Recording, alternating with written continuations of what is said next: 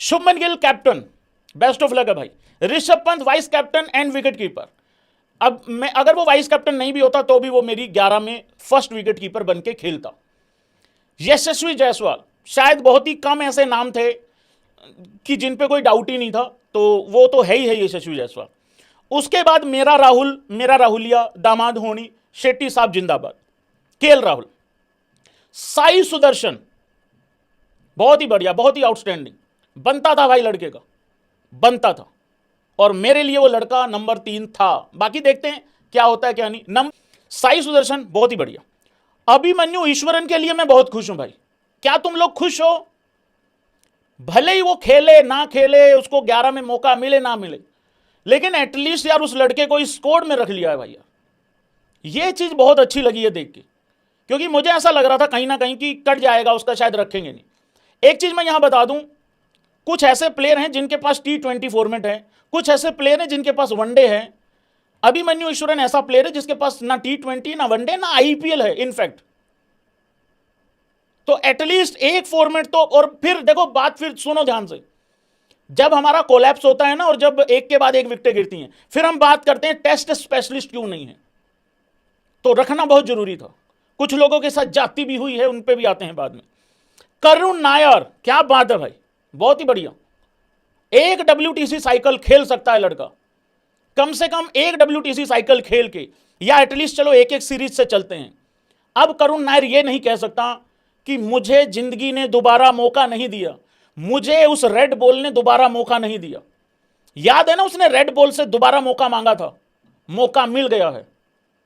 और एक सबसे बड़ा हिंट दिया है करुण नायर के लिए कि 11 में तो उसकी जगह पक्की है ही है।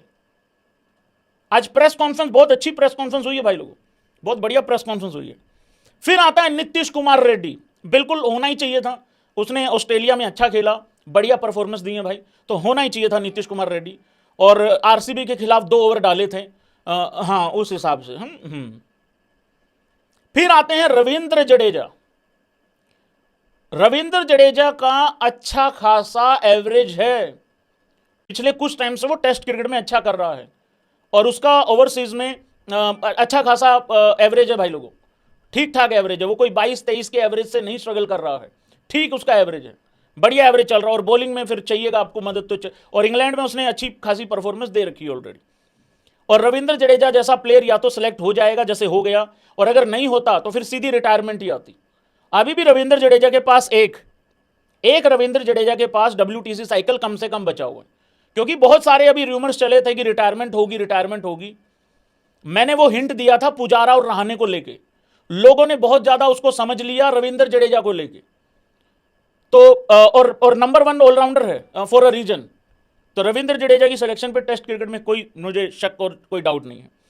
ध्रुव जुरेल मेरा पहले भी सेकंड विकेट कीपर था, इन्होंने भी सेकंड विकेट कीपर उसको अनाउंस किया है, लेकिन राहुल को स्पेशलिस्ट विकेट कीपर या विकेट कीपर के तौर पे अनाउंस नहीं किया है, वो स्पेशलिस्ट बैट्समैन बनकर खेलेगा, हालांकि विकेट कीपिंग अच्छे करता है राहुल। तो ध्रुव जुरेल विकेट कीपर भाई, सेकंड विकेट कीपर। वाशिंगटन सुंदर, अब ये तो बिल्कुल ऑब्वियस चॉइस है कि अश्विन है नहीं है इस टीम में, अश्विन रिटायर हो गया है। और न्यूजीलैंड की चलती सीरीज में, जो घर पे न्यूजीलैंड की सीरीज हुई थी, चलती सीरीज में जिस तरीके से अश्विन को साइड किया था और लेके आए थे सुंदर को, तो सुंदर ने तो अब खेलना ही खेलना है। और बाय द वे अच्छा क्रिकेटर है, एक अच्छा परफॉर्मर है। तो सिलेक्शन बिल्कुल एकदम टका के सिलेक्शन हुई है, जबरदस्त। बाकी जीतेगा तो RCB और पंजाब में से ही कोई। फिर आगे आते हैं शार्दुल ठाकुर। भाई ठाकुर होनियों के लिए भाई देखो मैं बहुत ज्यादा खुश हूं। मैं इस वजह से ज्यादा खुश हूं क्योंकि शार्दुल ठाकुर का अचानक से बिना किसी गलती के काट दिया गया।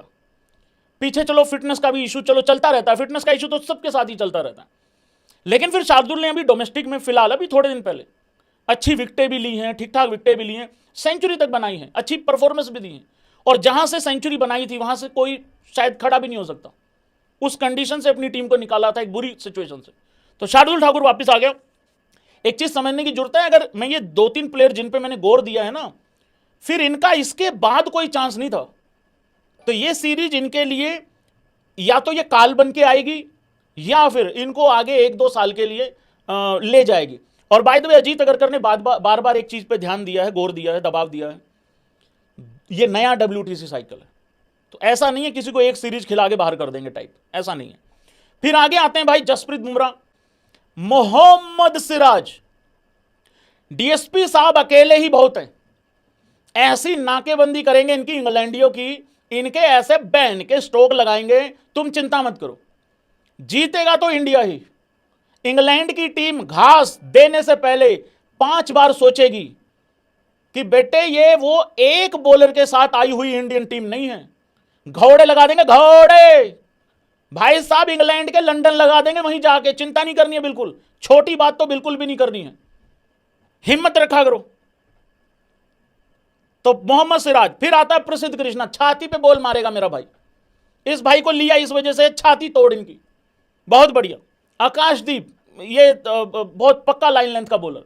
आते हैं भाई लोगों अर्शदीप, हो पंजाबी नहीं, ओ हिंदुस्तानी आ गए, वो खिंच के रखो मीटर। तो ये मैं पहले से ही कंफर्म था, और अर्शदीप को लेके मैं 110% श्योर था कि वो आएगा ही आएगा। मुझे ऐसा लगता है बुमराह से तो शायद हम लोग सब एक्सपेक्ट कर ही रहे हैं, करेक्ट।